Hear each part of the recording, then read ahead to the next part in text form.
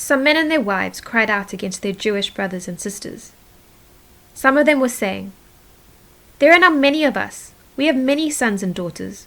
We have to get some grain so we can eat and stay alive." Others were saying, "We're being forced to sell our fields, vineyards, and homes.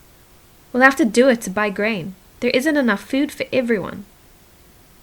Still others were saying, "We've had to borrow money. We needed it to pay the king's tax on our fields and vineyards. We belong to the same family lines as the rest of our people. Our children are as good as theirs. But we've had to sell them off as slaves. Some of our daughters have already been made slaves, but we can't do anything about it. That's because our fields and vineyards now belong to others." I heard them when they cried out, and I was very angry when I heard what they were saying. I thought over it for a while. Then I accused the nobles and officials of breaking the law.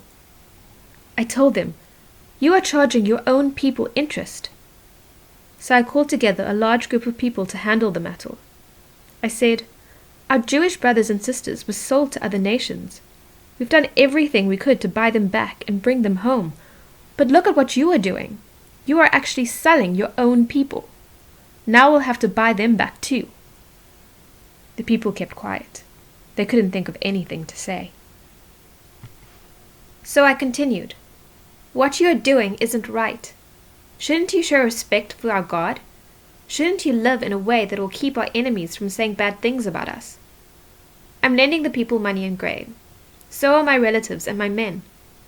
But we must stop charging interest. Give the people's fields back to them. Give them back their vineyards, olive groves, and houses. Do it right away. Give everything back to them. Also give them back the 1% on the money, grain, fresh wine, and olive oil you have charged them." "We'll give it back," they said, "and we won't require anything more from them. We'll do exactly as you say." Then I sent for the priests. I made the nobles and officials promise to do what they had said. I also shook out my pockets and emptied them. I said, "Someone might decide not to keep his promise they have made. If that happens, may God shake them out of their house. May He empty them of everything they own." The whole community said, "Amen." They praised the Lord, and the leaders did what they had promised to do. And that's not all. I was appointed as governor of Judah in the 20th year that Artaxerxes was king of Persia. I remained in that position until his 32nd year. During those 12 years, I and my relatives didn't eat the food that was provided for my table.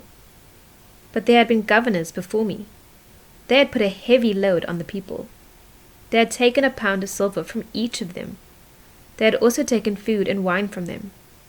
Their officials had acted like high and mighty rulers over them. But because of my great respect for God, I didn't act like that. Instead, I spent all my time working on this wall. All my men were gathered there to work on it too.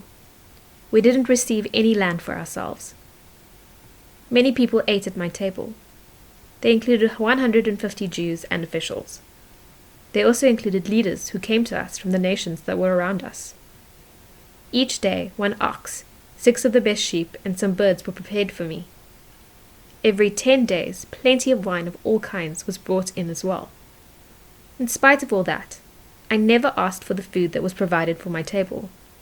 That's because the people were already paying too many taxes. You are my God. Please remember me and help me. Keep in mind everything I've done for these people.